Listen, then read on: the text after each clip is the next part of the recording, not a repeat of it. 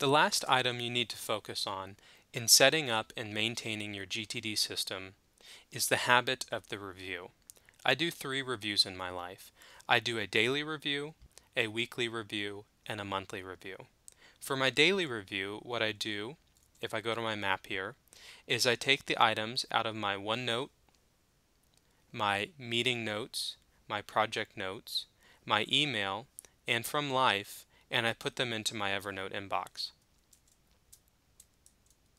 Then I make sure that my Evernote inbox is fully processed and that all the notes that were in my inbox have made it into one of my subsequent notebooks.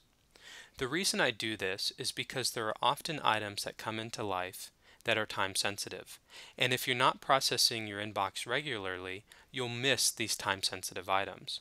And what will happen is you'll build a distrust of your system because you'll come to learn that there are items in your system that you're not regularly processing.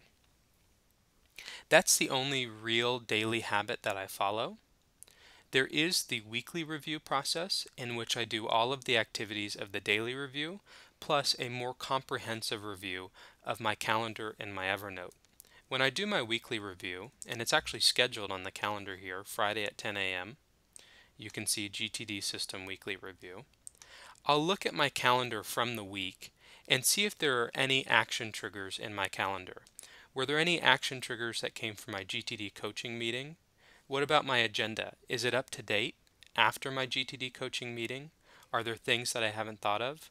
What other things happened in my week that I can add to my Evernote system? Once I've reviewed my calendar, I'll go to my Evernote itself and I'll review each of the buckets, including the next actions. So for the next actions, I'll go into an individual note and make sure that the title and the corresponding actions under the title are all current and relevant. And I'll do that for each note in the notebook. Everything looks relevant here. And then I'll go to Someday Maybe and look to see if these action reminders that I've put in my Someday Maybe notebook deserve to be prioritized into my next actions notebook. I'll look at my waiting on. Are there things I'm still waiting on? Have I received the things I'm waiting on? And should I add anything to this list?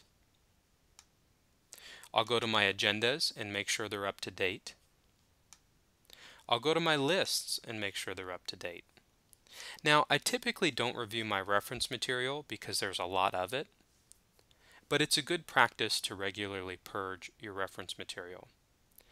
That constitutes the whole of the weekly review. The weekly review is about making sure that your calendar and next actions and all your corresponding buckets are up to date. Doing that on a weekly basis seems to be the type of interval that keeps your system up to date. Now there's one last type of review I do, which is the monthly review. In the monthly review, I like to go into my OneNote and create a new notebook in which I can think about my goals and projects. The monthly review is a way for me to think about whether I'm on target with my goals and whether my projects are relevant to the goals that I'm pursuing. Of course, the monthly review includes the practices of the daily and weekly review, but it's also a way for you to really think about the guiding principles of your life, what goals you've set for yourself, and how you're progressing. That does it for the daily, monthly, and weekly reviews.